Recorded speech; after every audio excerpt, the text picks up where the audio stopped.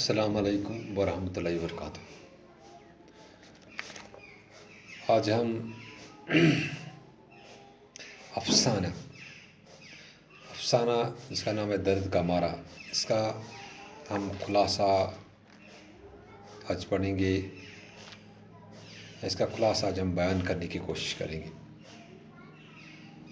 تو یہ جو درد کا مارا ہم نے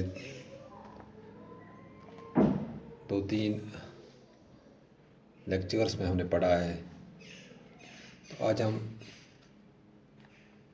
مختصراً اس کا خلاصہ بتائیں گے اور پڑھیں گے انشاءاللہ۔ افسانہ درد کا مارا۔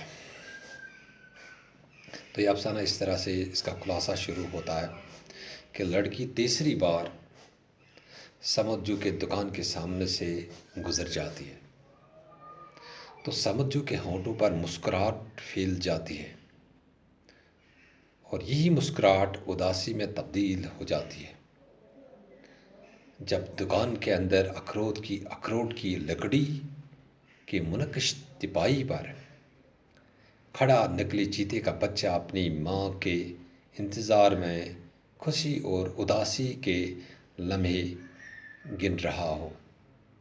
اس ہمدردی نے سمجھو کے دل میں عجیب کیفیت پیدا کی۔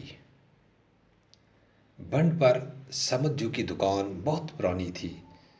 جب انگریز حاکم سری نگر کے قلب میں نئے نئے سازوں سے کشمیریوں کا استحصال کر کے مغربی تہذیب کی طرف راغب کرتے تھے، تب سے Samad and sons, فریرس and taxi ڈرابسٹ کی دکان سے ملبوسات کے علاوہ مردہ جانوروں کی کھالوں میں نیا جسم فٹ کر کے ملتا تھا۔ یہ فن سمجھو نے اپنے باپ رمضاں جو سے سیکھا تھا۔ رمضاں جو ان پڑھ ہونے کے باوجود فنکارانہ صلاحیت رکھتا تھا، اور ایک انگریز کپتان نے خوش ہو کر یہ سرٹیفکیٹ دیا کہ اگر رمضاں جو لندن میں ہوتا تو سر کا خطاب حاصل ہوتا۔ وقت گزرنے کے بعد سمجھو نے اپنے باپ سے سیکھے ہوئے ہنر سے اپنے باپ اور استاد کا نام روشن کیا۔ سمجھو کی یہ بات بھی مشہور تھی کہ ایک کرنل کی بیٹی نے اس کے ہنر کو دیکھ کر اس کے میلے ہاتھوں کو چوما تھا۔ سمجھو جو تھا وہ اسماعیل جو کا کاریگر تھا، یعنی اس کے پاس ملازمت کی حیثیت سے کام کرتا تھا۔ مہنگائی اور ماں کی بیماری نے یہ ملازمت چھوڑنے پر مجبور کر دیا تھا، اور اب وہ مال خود بنانے لگا اور دکانداروں اور گگریبل کے ہاؤس بوٹوں میں رہنے والے انگریزوں اور دوسرے لوگوں کو بھیجا کرتا تھا۔ تو ہندوستان آزاد ہونے سے پہلے ایک انگریز کی سگار اینڈ کینڈی کی دکان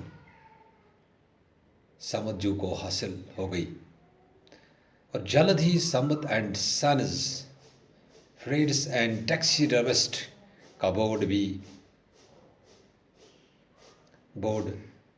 پھر سے نمایاں ہو گیا۔ یہ اس کی دکان ایک بہت مشہور ہو گئی۔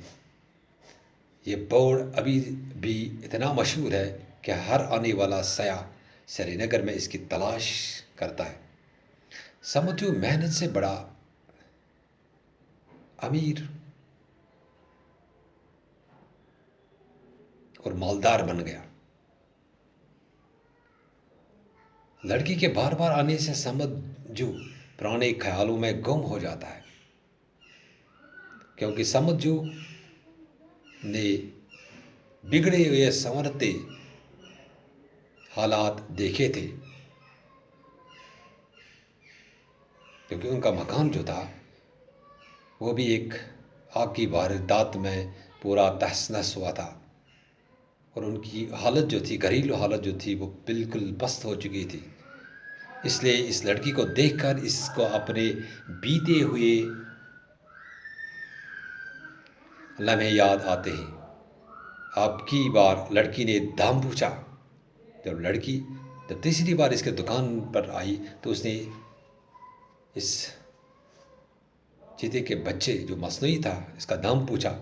سمجھو نے جواب دیا صرف 2780 روپے، اور لڑکی خاموش ہو کر چلی گئی۔ سمجھو نماز کا یا صلات کا پابند تھا، اور اسے عیش و عشرت کا ہر سامان میسر تھا۔ اس نے کافی کچھ کمایا تھا، نام بھی کمایا تھا، دولت بھی کمائی تھی، شہرت بھی کمائی۔ ہمدردی اور پرانی یادوں کا ذہن میں آنا سمجھو کو صرف لاگت کی قیمت پر یہ نقلی ٹائیگر کے بچے کو بیچنے پر اکسانے لگتا ہے۔ یعنی جب اس نے اس لڑکی کی حالت دیکھی کہ وہ بےتاب ہے، وہ چاہتی ہے کہ میں اس ٹائیگر کے بچے کو خریدوں، لیکن سمجھو کو لگا کہ اس کے پاس اتنے پیسے نہیں ہیں۔ لڑکی ایک بار پھر دکان کے اندر داخل ہوتی ہے اور کہتی ہے یہ ٹائیگر مجھے بہت لائک کرتا ہے، پسند ہے۔ سمجھو کے جواب، سمجھو مسکراتے ہوئے جواب دیتا ہے کہ بیوی میں اسے کاسٹ پرائس پر آپ کو دوں گا، یعنی کہ میں آپ کو اس میں کاسٹ پرائس، میں آپ کو اسے کاسٹ پرائس پہ دوں گا۔ کاسٹ پرائس انگریزی لفظ، قیمت خرید، کاسٹ پرائس اس کو کہتے ہیں، قیمت خرید۔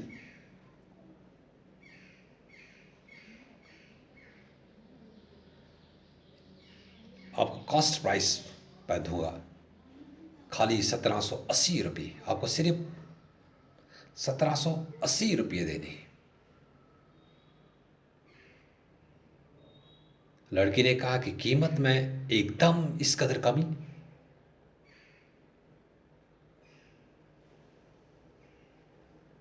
میں 500 دے دوں گی۔ لڑکی نے اس سمجھو سے کہا کہ میں صرف 500 دے دوں گی، لینا ہے تو بات کرو۔ اگر آپ کو 500 لینے ہیں تو ٹائیگر دینا ہے مجھے، اس ٹائیگر کے بچے کو، یہ مصنوعی جو ہے، تو ہم اب بات کر سکتے ہو۔ سمجھو ان الفاظ کی تلخی کو اپنے اندر اترتے ہوئے محسوس کرتا ہے، اس کو بہت چوٹ پہنچتی ہے، کیونکہ ہمدردی اور نیک نیتی کے باوجود اتنا بڑا الزام کہ آپ جعل سازی کے دام لگاتے ہو۔ سمجھو کا ایک خیال تھا کہ لڑکی کے پاس پیسے نہیں ہیں، بےتاب ہے، خریدنا چاہتی ہے، اپنے ساتھ لے جانا چاہتی ہے، اس لیے اس نے اس کا دام جو ہے صرف کاسٹ پرائس پر، یعنی جو اس کو بنانے پر، اس چیتے کے بچے کو بنانے پر جتنا میٹیریل اس میں لگا اسی کا قیمت اس نے بتایا، اور جو محنت اس میں لگی، ٹائم اس میں لگا، اس نے اس کو چھوڑ دی تھی یا وہ کم کر دیا تھا، کیونکہ اس کو لگانے میں تقریباً 15 دن اس کو لگے تھے۔ کہ آپ جعل سازی، اس نے لڑکی نے کہا کہ اب جعل سازی کے دام لگاتے ہو۔ جذبات میں آ کر سمجھو اس کاغذ کے ٹکڑے کو کاٹ کر پھینک دیتا ہے، جس کاغذ کے ٹکڑے پر اس نے حساب لگایا تھا کہ اس میں میٹیریل کتنا لگا اور اس میں ٹائم کتنا لگا، اور اس نے لڑکی سے صرف میٹیریل کا دام بتایا، قیمت بتایا، اور محنت جو اس میں لگی تھی وہ اس نے اس میں چھوٹ کر دی تھی. اور جب اس نے لڑکی کا یہ جواب سنا، یہ بات سنی، تو جس پر اس نے نکلی چیتے کے بچے کی لاگت کا حساب لگا، جس کاغذ پہ حساب لگایا تھا، اور وہ یہ محسوس کرنے لگا کہ ایک جست میں اس کو اب لگا یہ چیتے کا بچہ اس کے سینے پر سوار ہو کر اپنے تیز نوکیلے دانت اس کی شہرگ میں پیوست کر کے اس کا کام تمام کر دے گا.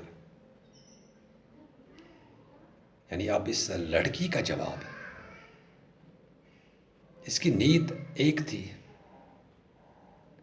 اور جواب دوسرا ملا.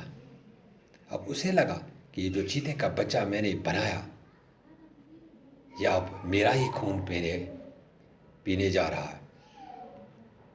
یعنی نیت، اس کی نیت پر شک ہو گیا.